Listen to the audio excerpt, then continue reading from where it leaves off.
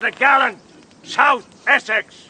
One of the great things about a battalion such as this is that it's had its headquarters in the same place for more than 200 years. Regiment, where'd you serve? 33rd, India.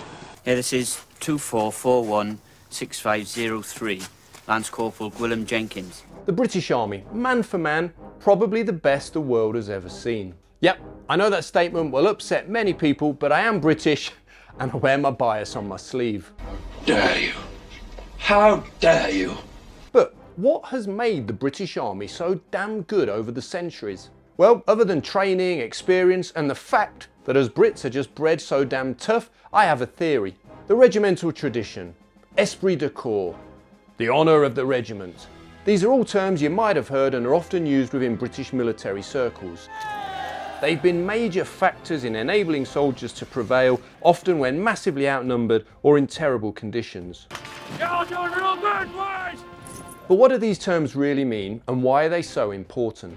A special thanks to Dr. Chris Bryce for researching and co-writing this episode. There's a link to his books in the description below.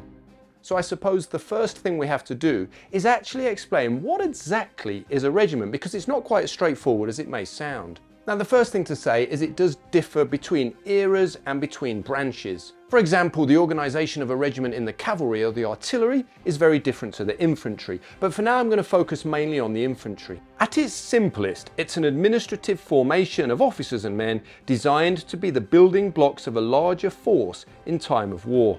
Traditionally within the British Army, it was the largest permanent organisational structure. The regiment as we know it goes back to the 16th century, but has echoes of the earlier mercenary forces that fought throughout the Middle Ages.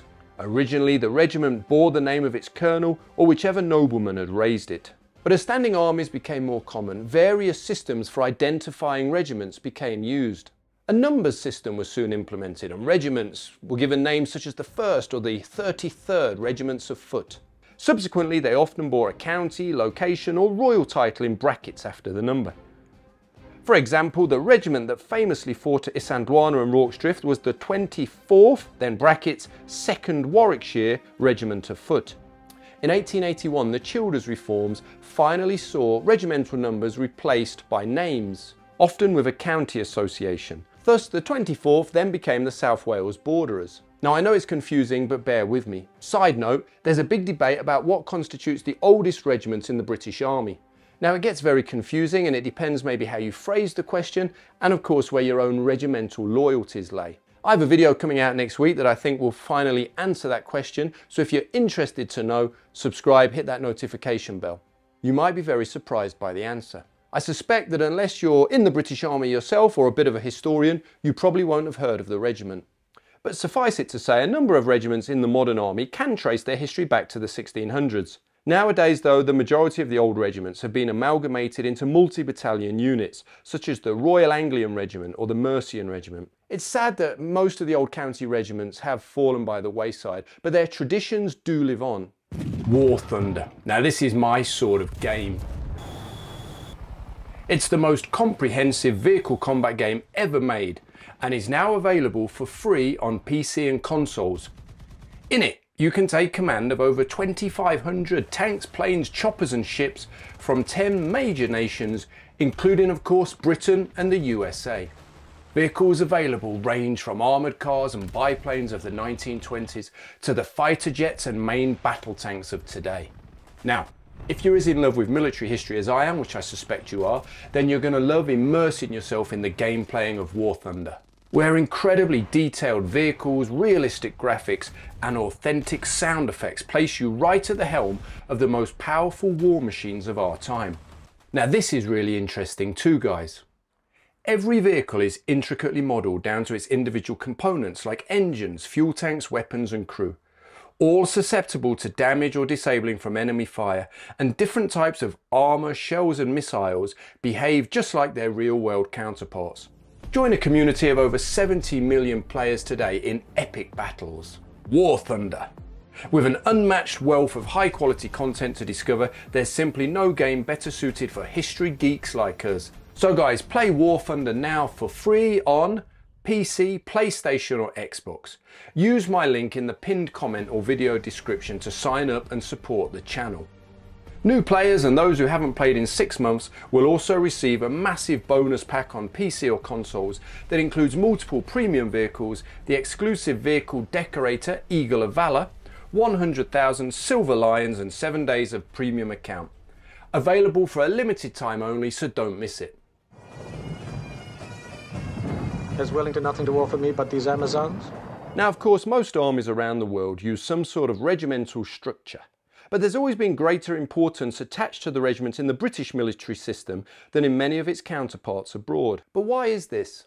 Well, there are a number of factors, but perhaps we have to look at the very nature of the British Army itself. It is and always has been a small force, not a huge one like the continental armies of France or Prussia. Therefore, a smaller unit such as a regiment/battalion of around 800 to 1,000 men was always going to make more sense. Not only was the British Army smaller, but it was recruited by voluntary enlistment alone, with no real form of compulsory service until 1916. With us being an island, and the army could generally afford to be smaller, not have to worry about engaging in major European conflicts.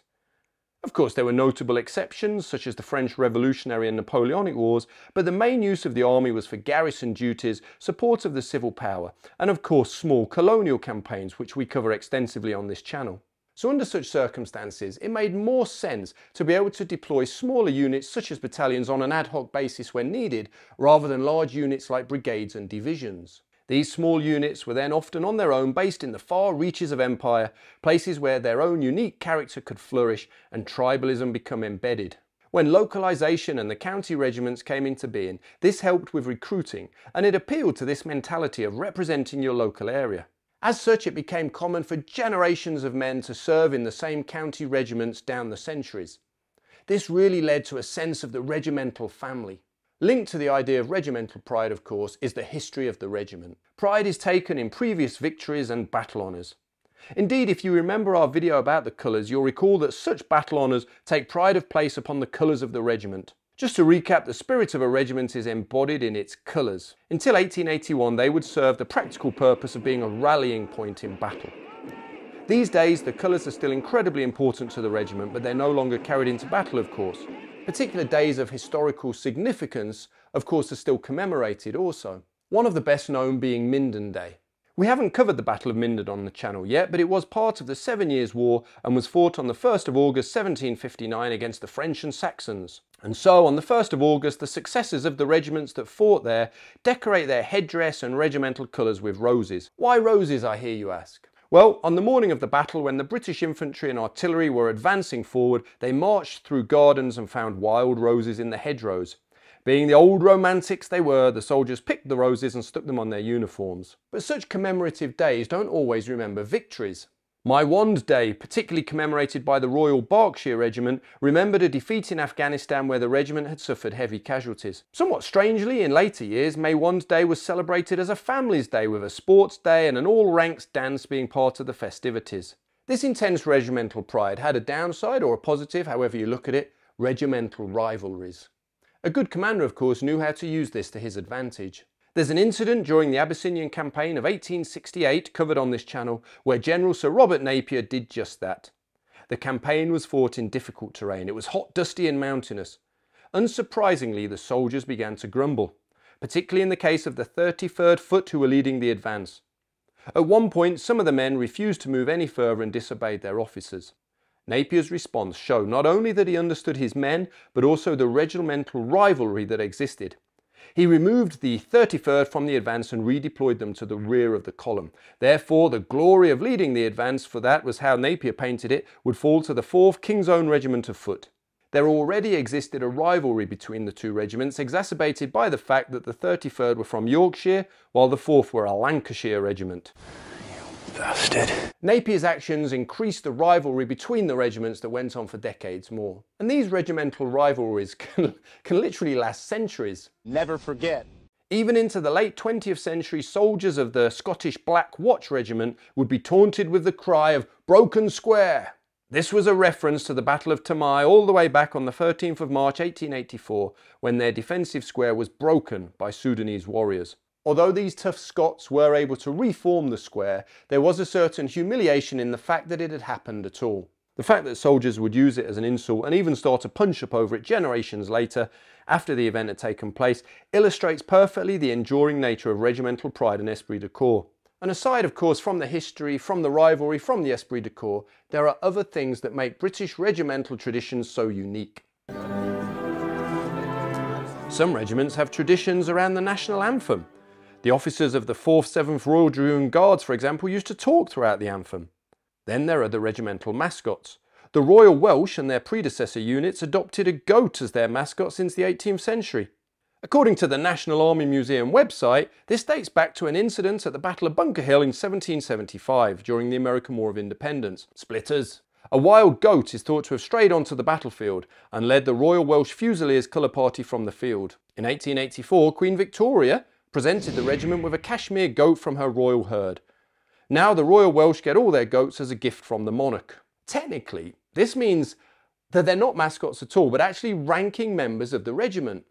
Today's has his own military identity card, his own full-time valet with insignia of Goat Major. In fact, it's my understanding that the goat in the Royal Welsh is a Lance Corporal and has to be saluted by lower ranks. Apologies to the regiment if I've got that wrong. In fact, I've heard stories of the goat and other mascots being promoted and demoted depending on their behaviour. This is why studying the British Army never gets boring, guys. It's endlessly fascinating. There are so many great stories like this. And it's this quirkiness, this love of tradition, this deep history, this esprit de corps and this regimental rivalries that, in my opinion, helps to make the British Army so damn effective. As I said at the beginning, arguably the best man for man in the entire world.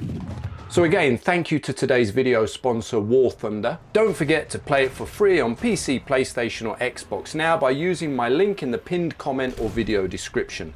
New and returning players that haven't played in 6 months will also receive a massive bonus pack across all platforms, including multiple premium vehicles and other goodies. Available for a limited time only, so make sure not to miss it.